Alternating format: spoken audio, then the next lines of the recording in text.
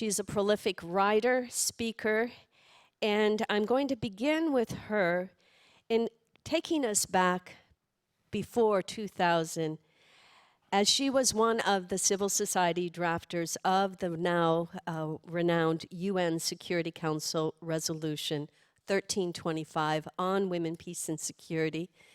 She's going to begin by giving us a little background, and then I've asked each of the panelists in round one to really answer how did they become involved with this agenda, because I want you to understand their diverse backgrounds, that it's not as if we went to grad school in this agenda. So Sanam, please begin. Do you want me to tell my personal and the story? Both. Okay, so thank you, very nice. Get one extra minute for that. Extra minute. Thank you very much. Very nice to be here with everyone. The personal side, I became a sort of an accidental refugee exilee at the age of 11 with the Iranian Revolution. And essentially, my life kind of, when I look back, it was women who looked after us. It was my aunts to begin with. My parents were stuck in Iran. And then afterwards, when my mother was able to come out, again, it was women who looked after us. Not because the men in our family didn't care, but because some of them were in jail. My father was stuck in Iran. He wasn't allowed out. My uncles who did come and had to seek refugee asylum weren't allowed to work. So our world was kind of interesting to see that women are maintaining normalcy and keeping things going, and the men were kind of a little bit stuck and struggling. I mean, they were still patriarchs, but it was quite interesting to see that division.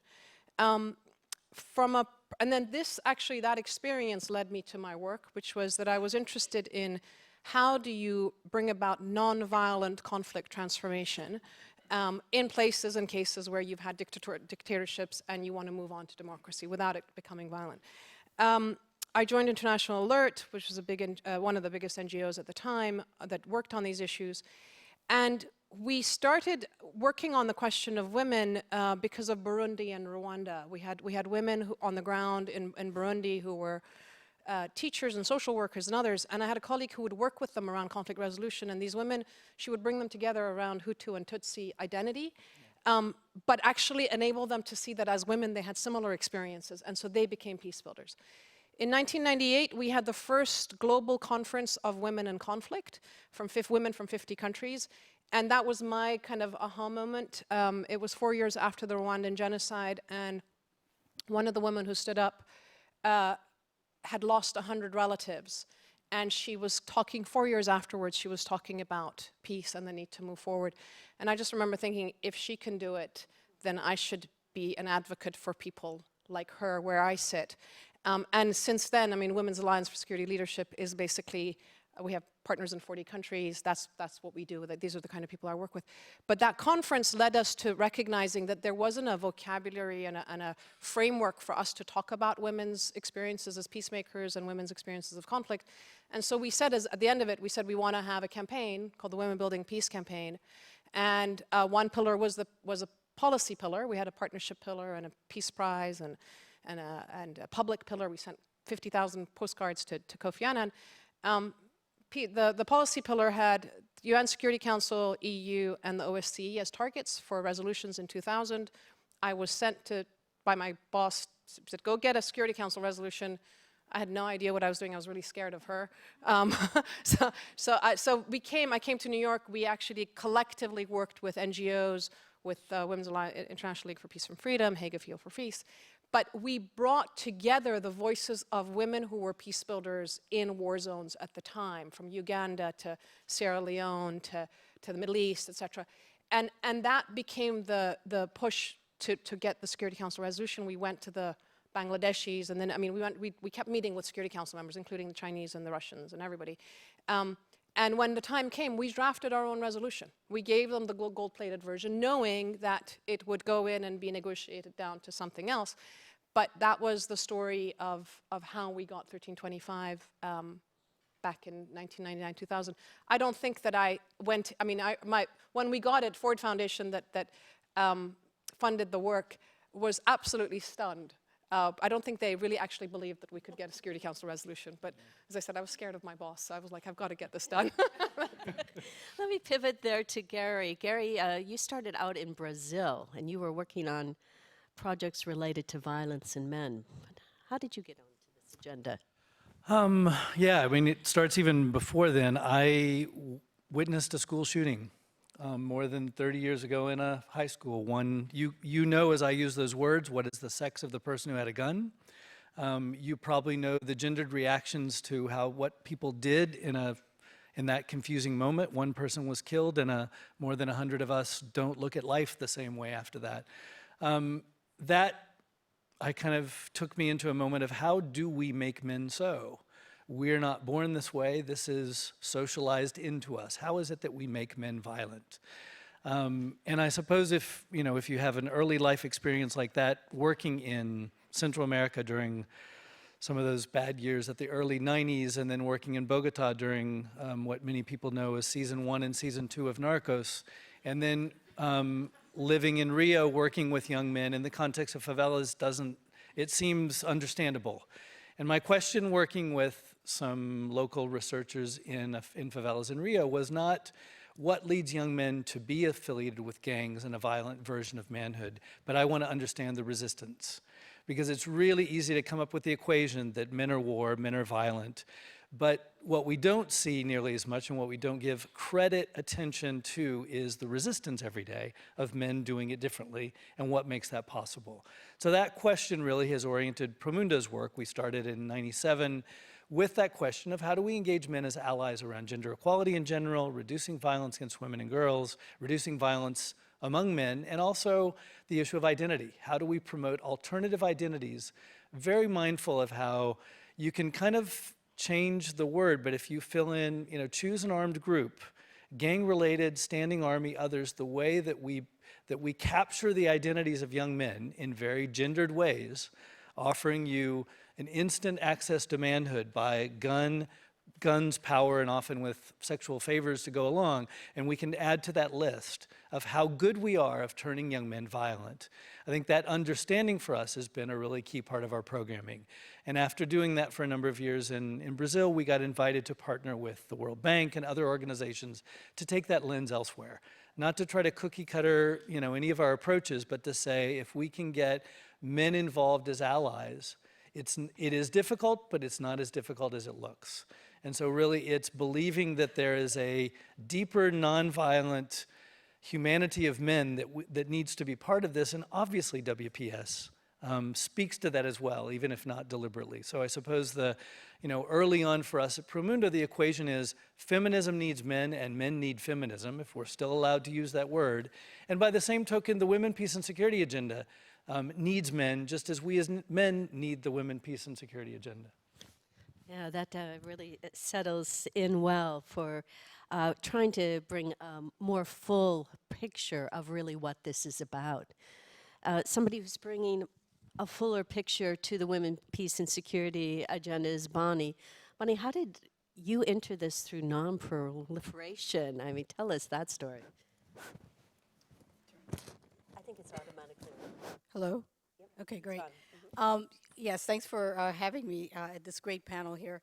I was actually, speaking of the Ford Foundation, I was actually at the Ford Foundation in 2005 when I first arrived. And my portfolio was U.S. foreign and security policy. And I also did a lot of work on weapons of mass destruction issues. But I also inherited a portfolio of a former colleague in the area of conflicts. And through that portfolio, I started to learn about the Women, Peace, Security agenda and initiative. But I didn't work a lot on it. It wasn't as clear in my mind, mainly because of the silos that exist, I think, between national security and some of the issues we're talking about in terms of the agenda. So even while I was working on conflicts and I was supporting work dealing with peacekeeping and women's issues and child soldiers and a lot of those things, I wasn't as familiar with it because of the overall world in which I was doing my work. And then I went to the government. I continued to work on a lot of what they call hard security issues. And then when I left government in 2017, I got re-engaged, but on a much stronger level.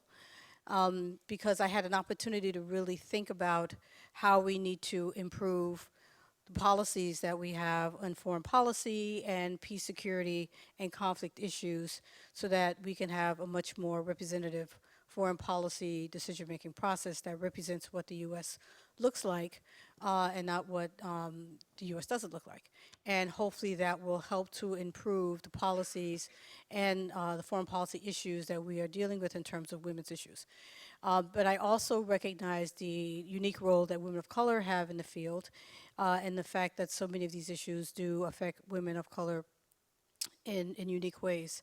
I was also approaching it from a different angle as well, not just from the national security lens, but more of a global security lens. And so a lot of my work that I do now with my organization looks at issues of climate change and infectious disease and food and water security, in addition to the traditional hard security issues. And in all of those areas, there's a women's lens, there's a women's agenda, there's a women's peace issue in all of those areas, but it's still very siloed in my view. So we'll talk a little bit about that later. So I came to this area in kind of sideways, not the traditional way, but I think through this journey I've realized how important this agenda is to so many issues that we deal with that they're not really, but it's not really yet captured as it should be. Thanks. So sideways or vertical ways. Alex, what were your entry points for the Women, Peace, and Security agenda? I know human rights has been a critical area that you've worked in. Absolutely. Thank you so much. And thank you, Kathleen, for hosting us, and Chantal for proposing this panel as well. And I just really wanted to thank everybody for the opportunity to be here today. So I came to it, my background is in international human rights and also in policy development and implementation. I've worked in a variety of fields, as Kathleen has mentioned, whether it's been in Congress or in the US government. I was also a delegate to the United Nations on many occasions and at a large NGO working on international human rights issues, and now it's Strategy for Humanity. My turning point really was the war in former Yugoslavia. And that was when it seemed that the world woke up and saw systematic rape used as a tool, as a horrific tool in war. And then soon after that, we saw Rwanda and Burundi, and images, again, that were horrifying. Around that same time was when the Rome Statute of the International Criminal Court was being negotiated by nations all over the world. Secretary of State Madeleine Albright, the first female Secretary of State for the United States, empowered the US delegation there, and all countries, when they finally adopted that statute, those that were present in negotiating this, succeeded in getting language that stated for the first time that rape and sexual violence could be crimes against humanity, genocide, and war crimes. That was the first time that that was actually acknowledged in that way. And frankly, it was a watershed moment also in the international human rights community. After working in the US government, I went to Amnesty International, USA. And there, we launched the first campaign on violence against women. And I have to say, it was important because it was the first time a mainstream human rights organization was truly elevating that issue and still being asked, isn't that just something that happens? It's like, no, there are norms and there are government responsibilities, whether this is in a conflict setting or whether this is in the home. And so there was very much a learning curve going on. So from there, I think that fast forward, or actually one more piece there, Sanam mentioned some world conferences. There were two that were also pivotal. Well, one was the World Conference on Human Rights in Vienna, where the first special rapporteur on violence against women was named with a mandate, and also then the World Conference, this fourth World Conference on women in Beijing, which galvanized governments and advocates all over the world to look at the status of women and to see this in the eyes of governance and national plans. and to look at what the conditions were, what the prevalence of violence was, and how that impedes gender equality and how that impedes achieving national goals. So all of that was a path. Two more pieces. One was that in the US Congress, the International Violence Against Women Act was one that was inspired by a congresswoman, Nita Lowey. I was lucky enough to be in a meeting with her where she challenged a few of us to say, by saying, if you really wanted to address global violence against women, what would you do? It's a great question. And how great to have it come from a member of Congress. So we created a very large coalition, extremely diverse, and that led to the introduction, bipartisan, of that bill, which was an education tool.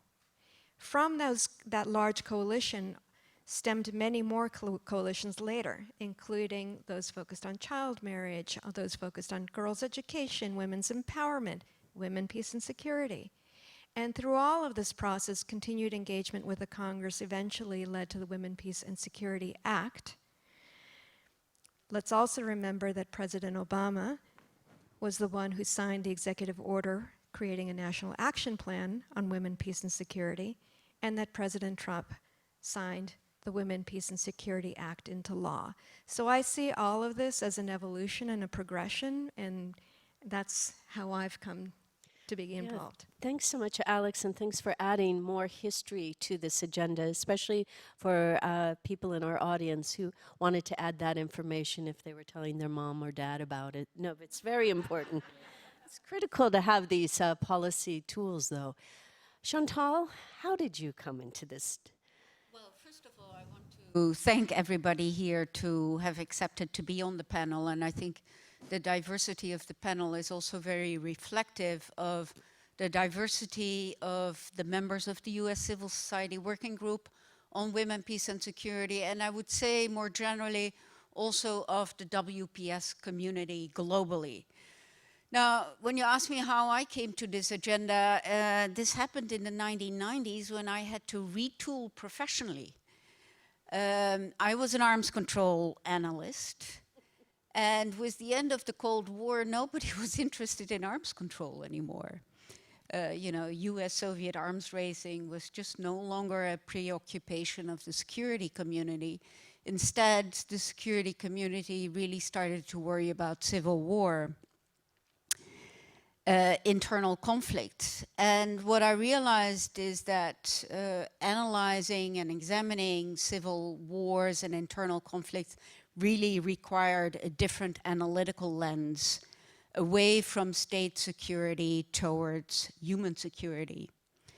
And once you start looking at human security, you have to look at a whole range of issues, not just the buildup of arms, not just traditional defense issues, but access to resources, governance issues, etc. And what I gradually realized, this came to me not all of a sudden, it was a long process, is that when we would examine these problems, we would talk only about or with 50% of the population. And I started to realize that the sexism that I had encountered as a young arms control analyst in a very male-dominated field was actually based on very deep, systemic, unequal gender structures. And that these unequal gender structures were actually part of the problem. And so, if you ask, what is the essence of the WPS agenda?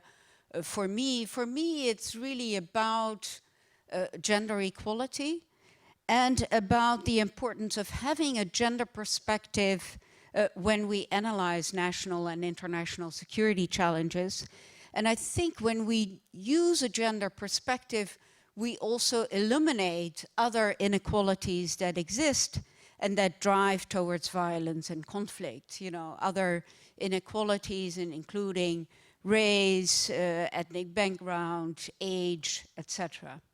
So that's how I came to this agenda. And such interesting pathways, and here we all sit today. And we'll come back to some of those pathways, but I'm hoping now that we can really talk about some of the concrete examples of how this agenda, now almost 20 years as a policy, international policy, what does it really look like on the ground? And each of you have, you could spend the next hour giving us your resume on amazing work.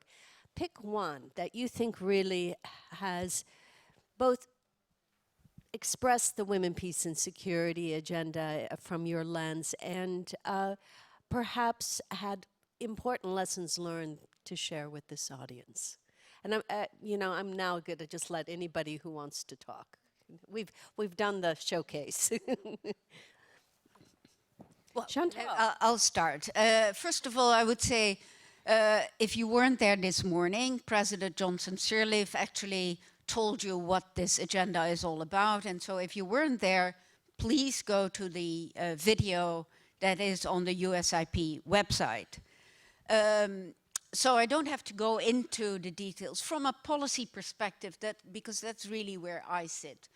Not so much in terms of field work. So from a policy perspective, I think we've made some progress.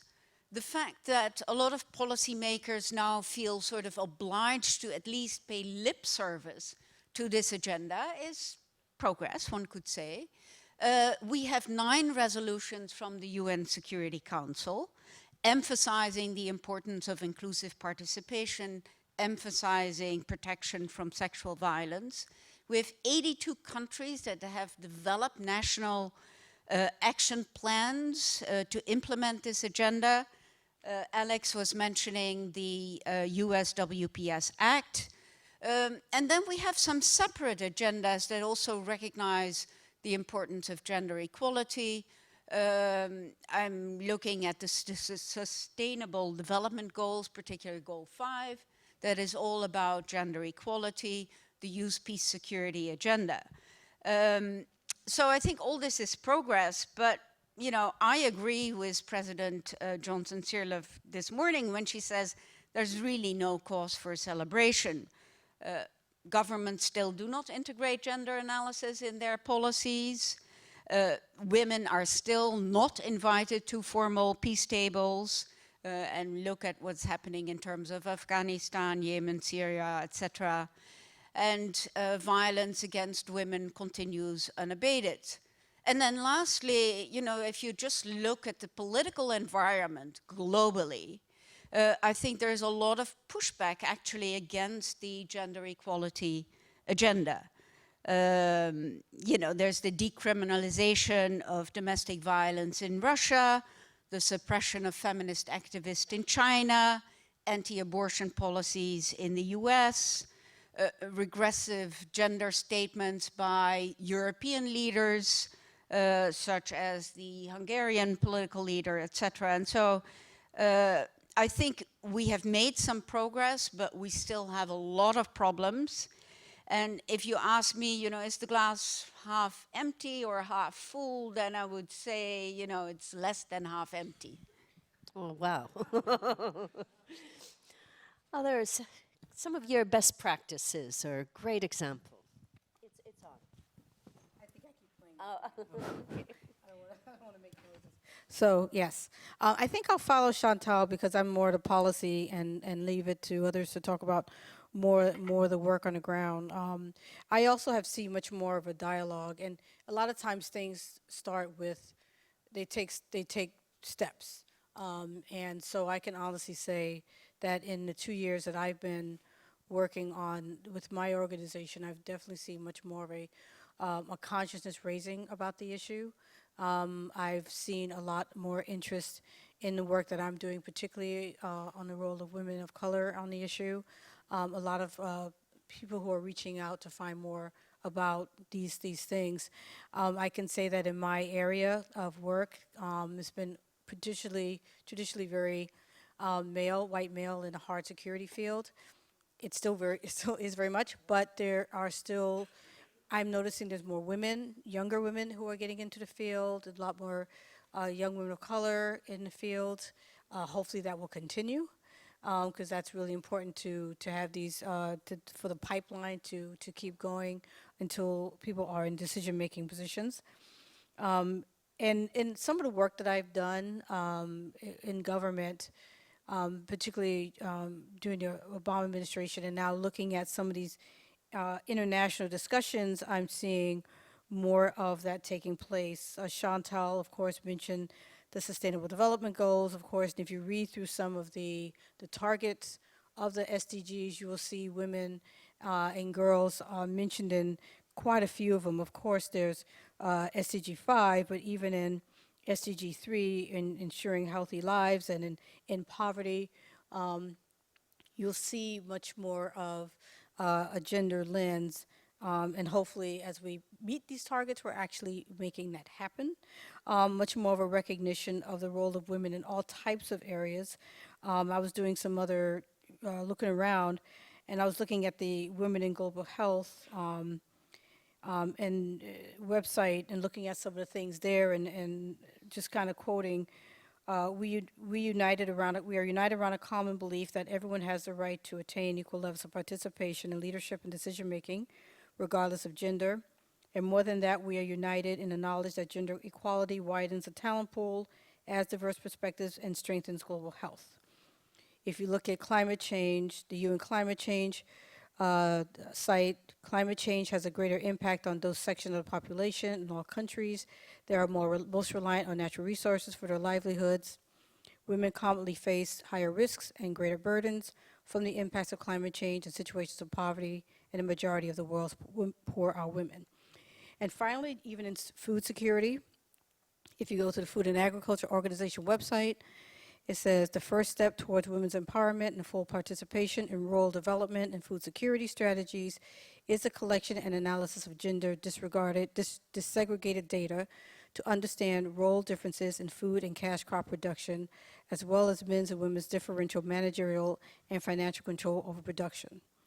And so what this says to me is, of course, we'll have another question about what are the problems and what we need to fix. But there is much more of a recognition of the reason that we need to have a gender lens in policies in order for those policies to really be successful in the long run, because they won't be successful if you don't have that voice making sure that those policies can really achieve what you want them to achieve. So I'll leave it at that. Yeah, no, absolutely. It's helpful to have that policy lens to even go to the field. And now Sanam said, she signaled to me that she has some. Thank you.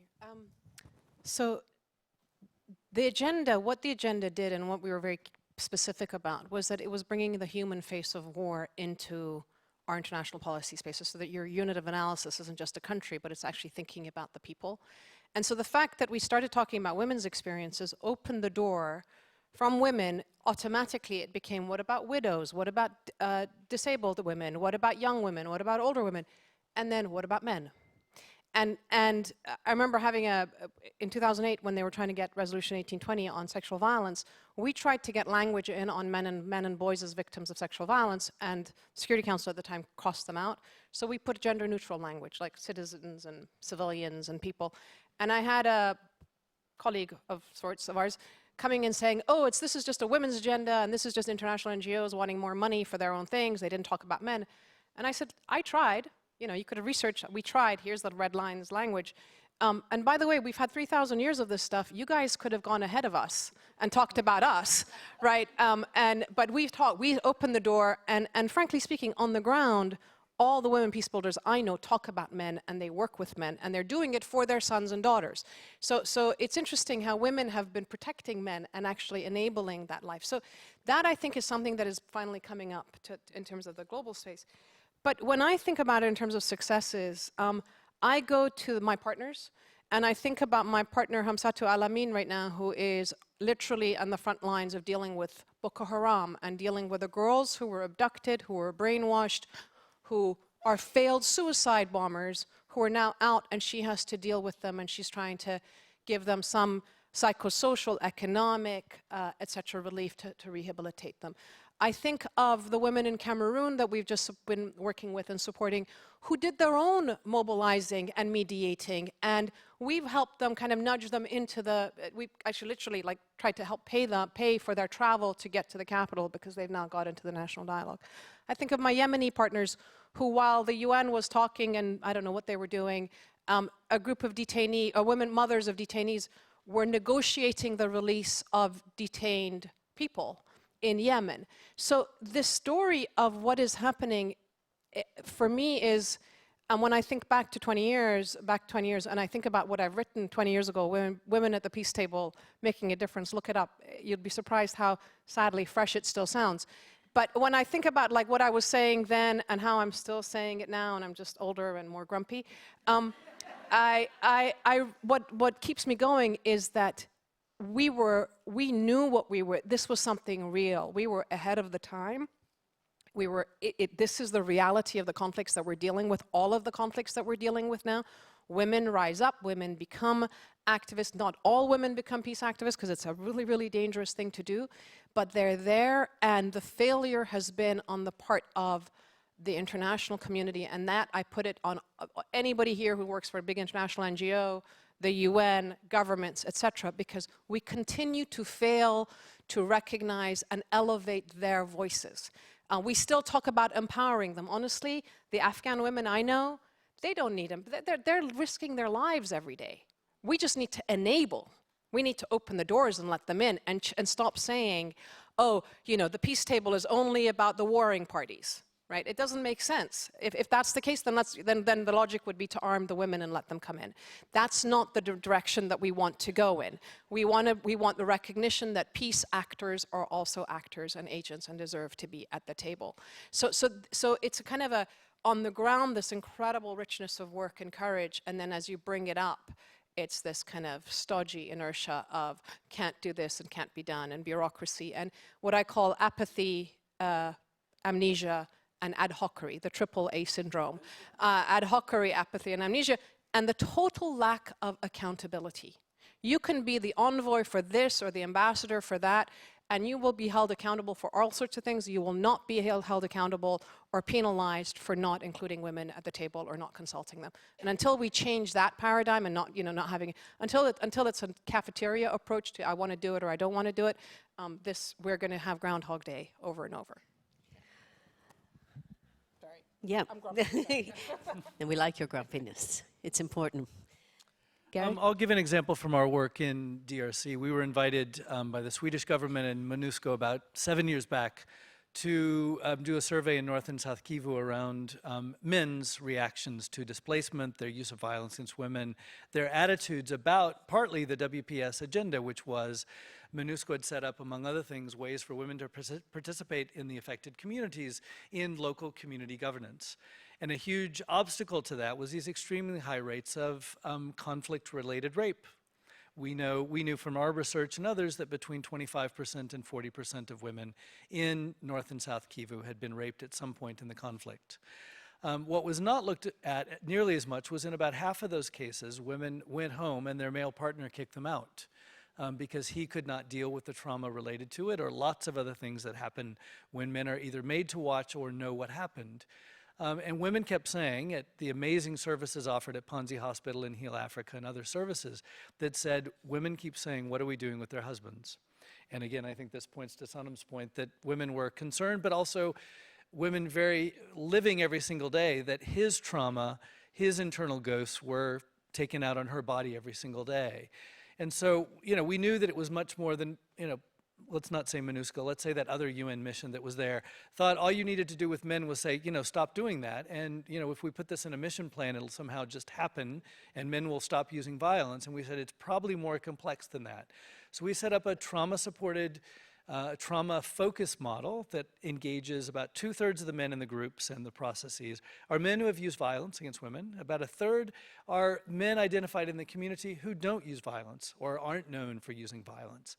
And so the support and trauma-informed groups that include couples as well as men, we also engage police and military because they were not taking seriously women's accounts of violence at the hands of their husbands. And a main reason for that is their own personal views about it. Not that they weren't told that it wasn't important, but their own personal views and their own very high rates of violence against their female partners. So this model works, and we know it works because we asked women about it. In a follow-up study where we went back to households 2 years later, in a tracer study, 95% of the households that were involved in the program, women reported reduced violence from their partners, which also allowed them to have more freedom of movement, to participate more in paid work activities, and to participate more in these community participation mechanisms that exist there. So I give that as an example to say we can't just kind of have these categories of men and women, just count the numbers. We've got to understand those nuances. The cultural context of it, what harm and displacement mean in men's lives as well, how the harm and displacement in men's lives comes out on the bodies of women. So I give that as an example of change is possible, even as we look at a place that back in 2011, 2012 was called the rape capital of the world and the worst place in the world to be a woman. And I think what we didn't think about is, well, what's going on with men that makes men so in this setting, and how can we change the dynamic? So offer that as an example. Yeah, asking a whole different set of questions. Good gender analysis, truly. Alex. Thank you. I would just add a few points. And one is that there's much more research now and data collection that there was previously. And that has been immensely useful because it equips people for policy change. And it equips people to then advocate. And the other piece I would add is that there are many more two tiers that exist, at least tiers that exist. And so it is shameful that the peace talks that have been taking place between the US and the Taliban have locked out so many voices. And at the same time, I admire the women in Afghanistan who have used every capacity to engage globally and have their voices be heard to their very best, possibilities. And so, that's something that demonstrates the struggle that exists, but how there are also opportunities to move forward. I also like to challenge all of us to play a game as you're listening to people.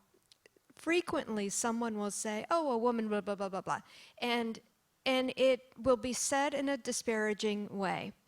If you substitute woman for any other category of people, people would be shocked. They're like, oh my gosh, how could you say that about whatever category? And so to me, it's important for us to challenge that, and it gets to the issue of gender equality. So the last issue that I was going to raise in this is, as Kathleen said, a paradigm shift. But really focusing on this issue of equality, I wanted to show you a different kind of example of how this plays out. And that is that it wasn't all that long ago, although before some people in the audience were born, that the women senators and members of Congress took on the National Institute of Health. Why did they do this? Because NIH research was flawed. They were only considering men in their trial clinics, in their medical trials. And so in none of these studies were the impact on women being taken into account.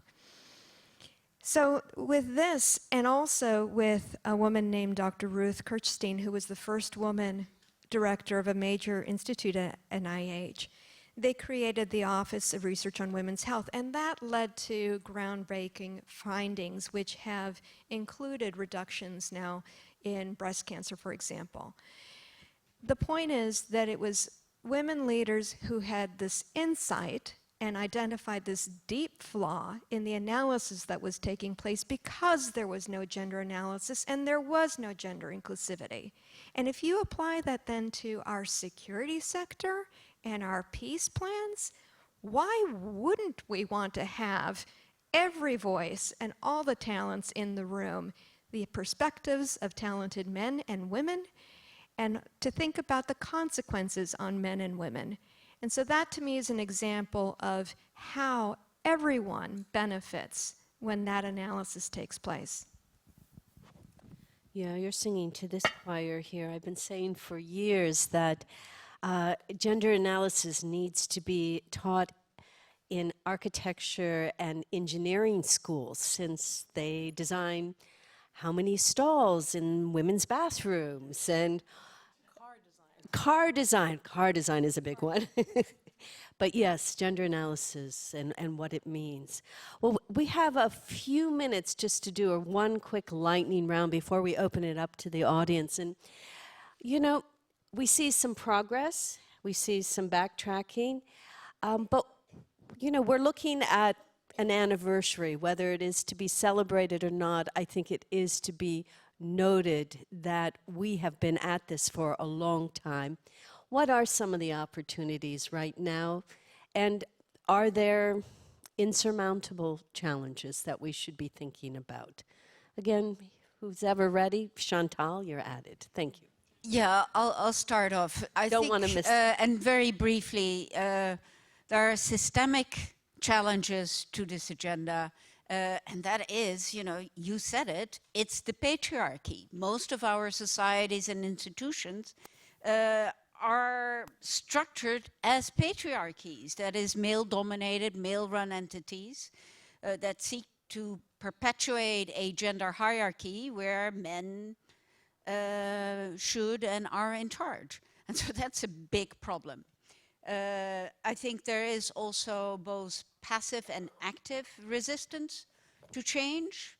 I think there are some misconceptions or ignorance about gender.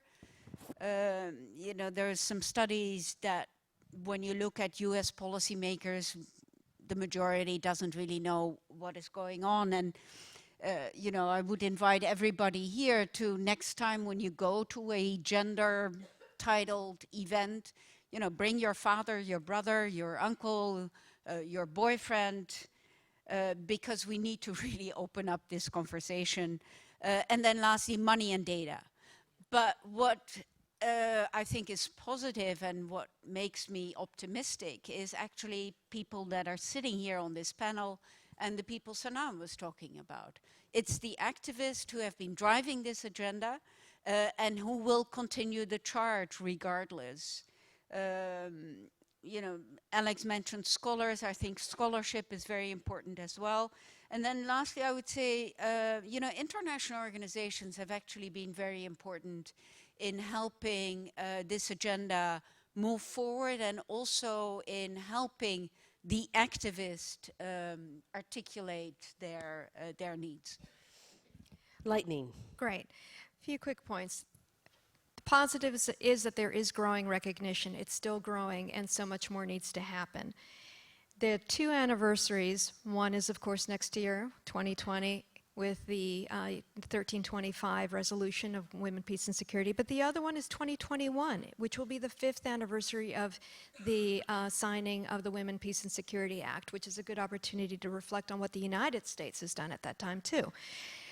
The other thing is that I agree with Chantal, we need more research. There's been an uptick in data collection. Much more needs to be there. We all see and know intuitively how important this is, but we need more,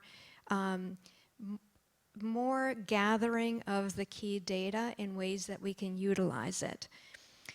In addition to that, I'd say in the US Congress right now, we have more veterans than we have in a long time, women and men. And I think that that is an opportunity for us because they are among the loudest voices championing women, peace, and security.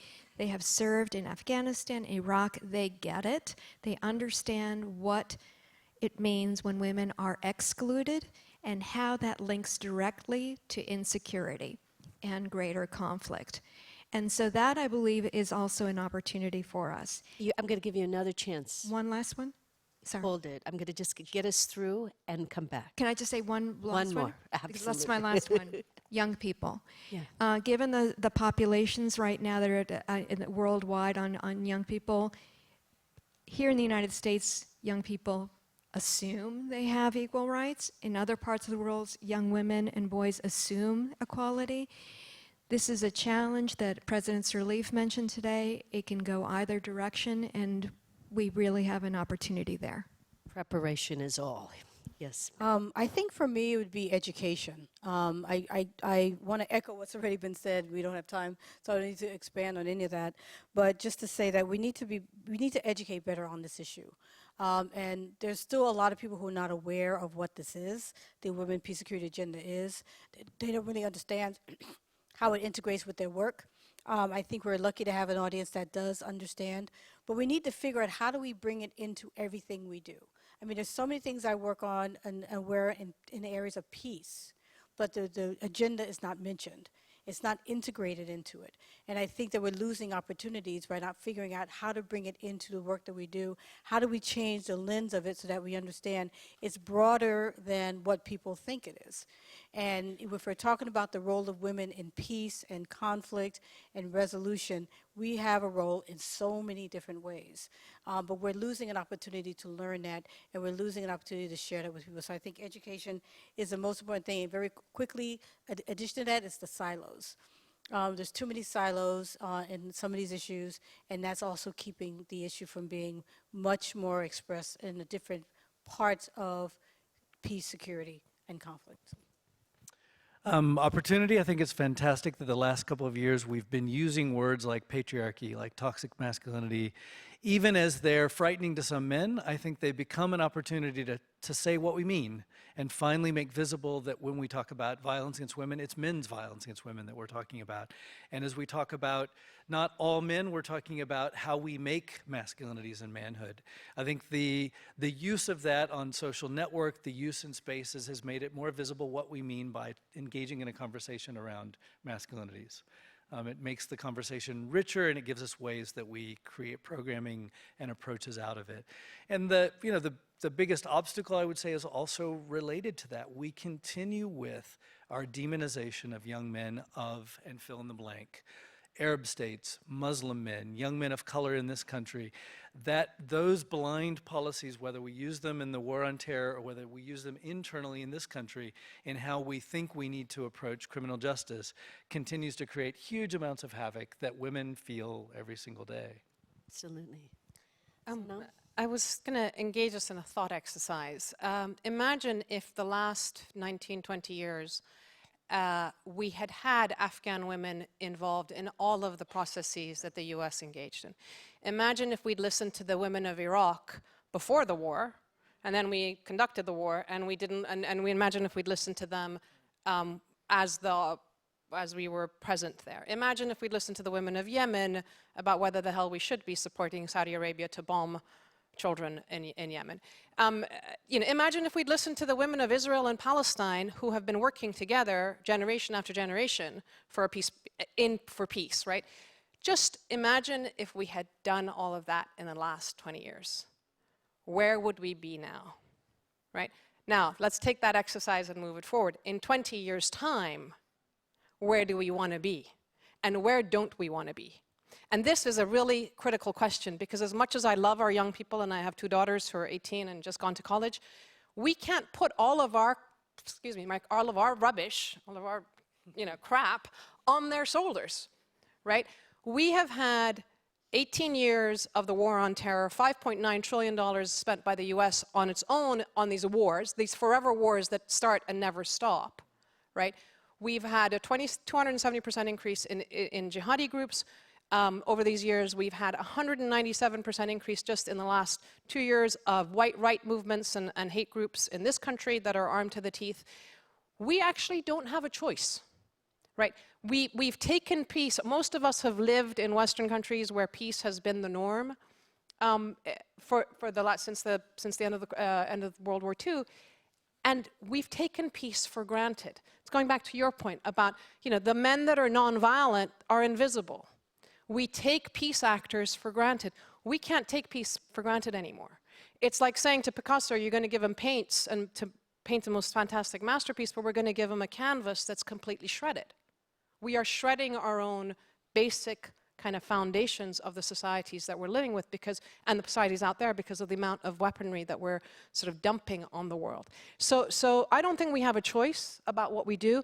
And I think that when you look around and you look at how women on the ground have become the voice of peace in the world, they are the leaders of the peace movements, they're the leaders of the environmental movements, and they're doing it non-violently. Women are non-violent actors in the majority when they come together. We have to own that, we have to celebrate it. I love Mandela, I love Gandhi, but seriously, women historically have done this. Why are we not celebrating women's movements? So this is where we need to take the conversation, and enough is enough of saying it's culture. It's not, it's about power, and they've screwed it up. And so we have to have a radical change in terms of thinking about who are actors and who has credibility to sit at the peace table or in these spaces. Thank you. Thank you all, and have a lot to say, but I know that there are people in the audience who would like to make some comments or ask a question. I'd ask you to be very brief, stand up, introduce yourself, and wait for the microphone. I see somebody up there, and then maybe Amanda will get these two in the middle, and then we'll come down to you. I'm going to take all the questions at once for the sake of time. Thank you so much. My name is Evelyn Pauls. I'm from the Breakout Foundation in Berlin in Germany, and I'm working on a project on the long-term reintegration of female combatants. And I'm listening to you all. I still really hear this representation of women in conflict either as victims of conflict or as peace builders.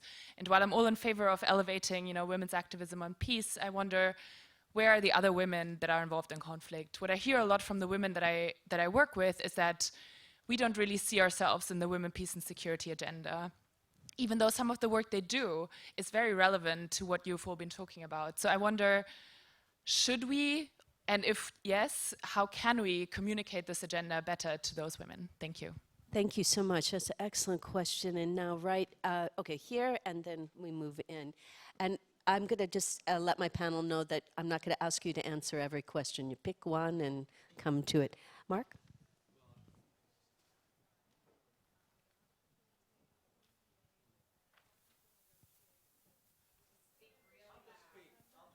Well, actually, we're on live stream, so why don't we go to another person right now, and we'll get this. Right here, right in front. Here's one. Okay. All right, we're running fast. Sorry? Okay. First, I really salute the work that you're all doing on this important issue. It really is important. Getting the idea that we have to get women to the table is so ludicrous, but that's where we are. I wanted to I've been doing some work on South Sudan, and the statistics are incredibly gender specific about violence. So in terms of in the most recent war, 8% of women have been killed. 8% of those killed are women, and 82% of those killed are men. And so then it's 10% who are children, and I'm guessing it's mostly boys who have been killed. And then when you turn to sexual violence in the war, as far as we know, it's as close to 100% girls and women as there is. I'm sure there are some boys, they never report that, but it's so explicit in terms of gendered violence in a kind of an extreme way. I just wanted to get your thoughts on that. And the other is, I have to ask about youth, peace, and security. As a member of the expert group on youth, peace, and security, it was very explicitly modeled on gender, peace, and security. What do you think about that? Great. Thanks so much, Mark. Then right here we have a question, and we will get to both of your questions, and then we'll go back to the panel. Thank you. Hi, I'm Netra Halpern with Peace Films. I'm addressing this to Gary. I think your project of working with men is really critical. If you look at okay, I'll give you an example. I was just interviewing children in Palestine that had been arrested and incarcerated by the IDF. I interviewed a 7-year-old, and I said, were you scared? And he said, oh, no. And then the mother said, oh, yeah, he wants to be the strong man. He wants to be the big man. And then I had child psychiatrists who said that that's part of that children they know that the goal of the incarceration is to make them say ouch, and so they don't do it in defiance of that. But also regarding men and violence and glorification of violence, have you done any work with the U.S. military and recruiting, and the fact that the U.S. military is recruiting in sporting events and giving that as a way to be a man, and that I would say U.S. foreign policy is pretty much male. I mean, the whole thing is let's bang them, let's bomb them, and let's talk to them isn't part of it. So Thank you. I'm going to move the one, I think we have one mic, so our runner is going to be running. And I think that both the questions are right in the middle, and we'll take both of them. Oh, we'll just move it. 1, 2, 3, and then you're the last question. Go ahead. Hi, I'm Tucker from New Gen Peacebuilders. Alex touched upon this, but with youth being the future adults of society, what steps are being taken to involve and educate these youth in gender equality? Thank you. My name's Angie Yodermaina, and I'm from Nairobi, Kenya, where we do a lot of work on trauma-informed peace building. We're working with the Kenyan police, who are 99.9% men, and who are seen as the perpetrators and are driving our young people to join Al-Shabaab and other people. I think your example in Kivu of working in a trauma-informed approach is our way we have to work as peace builders. If we don't start to heal those who hurt others, we will not help those who are hurt. Their transformation is our transformation. So thank you for your work. Thank you. And right behind you. Thank you all for a great session. My name is Jelena Jevtic, and I'm an assistant program coordinator for New Gen Peacebuilders, but I'm originally from Serbia. My question is regarding UN Resolution 1325. I have recently read a study that ever since the implementation of the resolution, women's presence in peace agreements as signatories has increased the durability of peace. And then, of course, because I was curious about that, I read criticism on that study that women are typically sent to less grave conflict zones, and that that particular study conclusion is not representative of actually if women actually participate in the durability of peace. I was just wondering if you were aware of any additional studies that show that women's presence as signatories or in high positions actually does affect with the durability on durability of peace, and or if it's too early to conclude something like that. Thank you. Wonderful. Thank you so much. And I'm going to ask each of you to say your concluding remark as well as answer one of the questions. Who would like to be first? Chantal, thank you. Just to start with the last question, there are actually quite some studies, and I refer you to the big study that was done by the UN, the global study global study on the implementation of 1325, and you will find a lot of references there that will make that argument. In terms of, I want to maybe address the question of Mark. Widespread use of gender-based violence is happening, and everywhere. And it's not happening just in conflict countries, but elsewhere as well. And I think we have to realize that this is a symptom of gender inequalities and a symptom of the patriarchal systems that help this. In terms of the youth, peace and security agenda, I am very worried that we're putting everybody in little boxes. So youth is being put in the youth, peace and security agenda. Women are put in the women, peace and security box. And I think that's not very helpful. And particularly, I think for these two communities, it's extremely important that they break through these silos that Bonnie talked about. Yeah, thank you very much. Who's up next? We can go right down. Okay. Okay, I'll say a couple things. First of all, I agree foreign policy today does have much more of a stick lens and definitely not much more of a carrot. you know, that's why we have to change who's making policies and whose voices are integrated. I teach a course at Georgetown, and one of the things I do is on global threats, and I make sure that the classes have readings on women. You know, it's a way, my own personal way, my limited way of being able to, you know, bring some of these perspectives into the younger generation. You know, and there's many ways, but that's one way that I try to do that.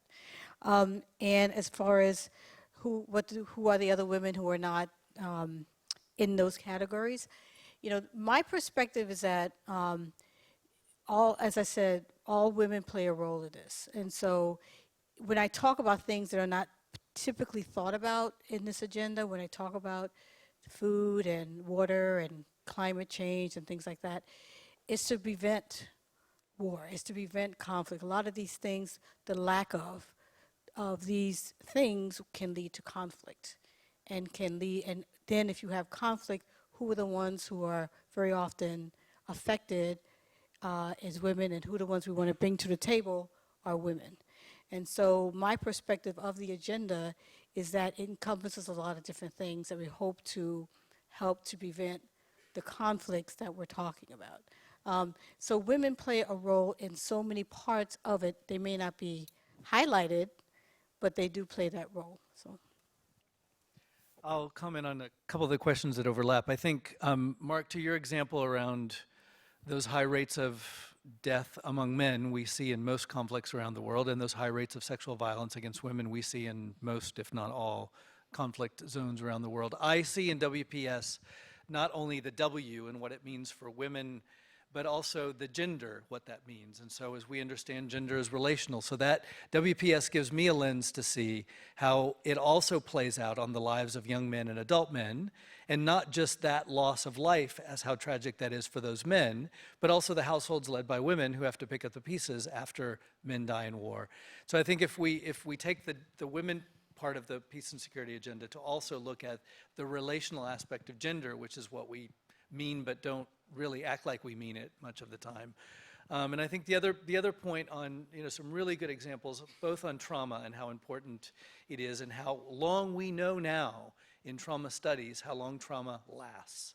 And I think that we continue to sort of do these 4- and 5-year program cycles as if somehow, you know, the impact of the wars in Yugoslavia, the wars in Eastern DRC, and the list goes on, that somehow after a cycle of a UN peace mission, that the trauma's gone. I think we've got to talk about that.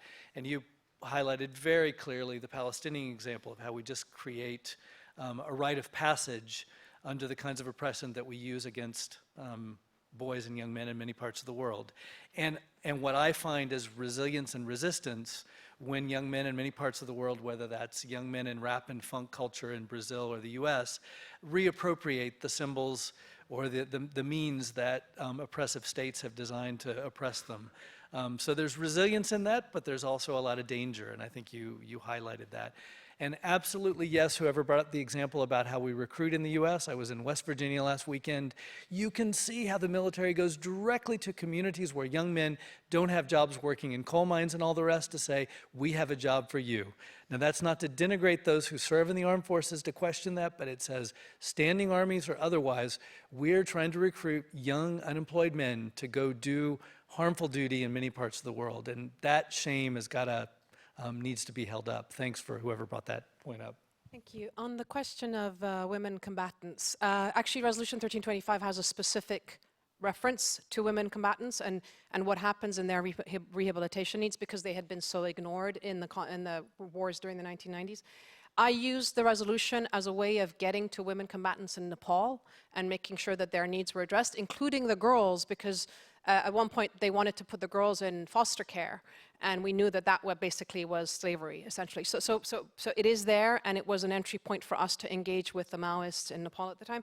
It's also the entry point for talking about the women in the camps on the border of Turkey and you know, dealing with Al-Shabaab right now with the violent extremism, because it talks about women's rehabilitation needs. And we did a big report that we published in January this year called Invisible Women, the Gender Dimensions of Reintegration and Rehabilitation from Violent Extremism, where we lay out all the different things, the gaps in policy, the problems with the police in Kenya that are involved in raping the women that they catch. So it's integral to that conversation, and it's really important that people understand that it's there and they need to use it.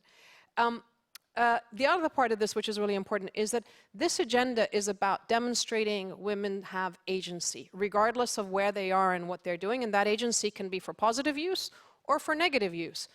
Violent extremist movements are now targeting and co-opting women, right? They're offering them equality and belonging and prestige and all sorts of things. All the things we talk about empowerment, they're effectively giving that message.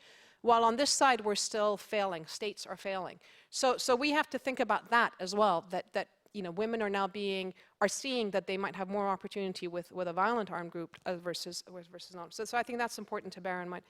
In terms of the research, I led a 15-country study, 2002 to 2004, on how women make a difference, including in security sector reform and so forth. It's in my book called Women Building Peace, but there are lots of case studies out there.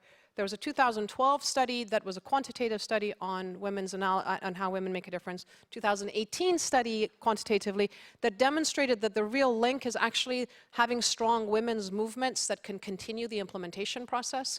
And that's really critical because we're not really funding women's movements, and they really need to be funded.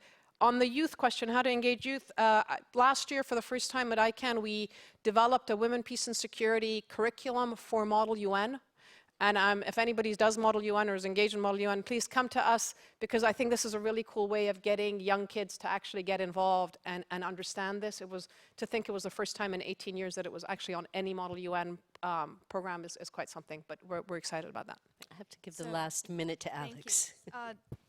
I think, there we go. So a few quick things to add. One is that on the issue that you raised also about communication, that is absolutely integral, and it goes to the heart of why we're here today, because even though this work has been going on for quite a long time, it's still work in progress. And so, yes, there isn't any one dimension or even two dimensions to this issue. It really is much broader. And so we do need to figure out clearer ways of communicating this. To me, it's really about inspiring norms and inspiring systemic approaches. And so that will enable us really to instill greater gender equality, leverage everyone's capacities for peace and security. On the youth piece, I just wanted to add that right now we know that the majority of the population in 48 of the least developed countries are youth. And so that requires us as a mandate to look very carefully at what the conditions are and exactly what you're saying, what kind of education is taking place. And so there are many different initiatives that are out there, and you can look at a lot of them either looking at through the UN and some of the youth peace and security initiatives, the UN and the ambassadors that exist, and USAID also in the Children in Adversity initiative. Last thing I would just say is I was glad to hear a question from a foundation. All of this does require funding, although much of this is how we approach an issue and integrating it into the work we do. It is also about training capacity and so much more, and changing the way we do things. And so with that, I really compliment those foundations that have invested. Our Secure Future, Humanity United, Compton in the past has as well. Much more needs to be done, and governments need to step up and really make this an integral part of their budgets. Yes. One final, I hope that you will all follow the work of the US Civil Society Working Group. We have a Twitter handle as well as a website, and our website you can find on the USIP website. There's also a lot of informational material, so please go and visit our website. Thank you for that. And bringing it to a close, I want you to join me in thanking this wonderful panel.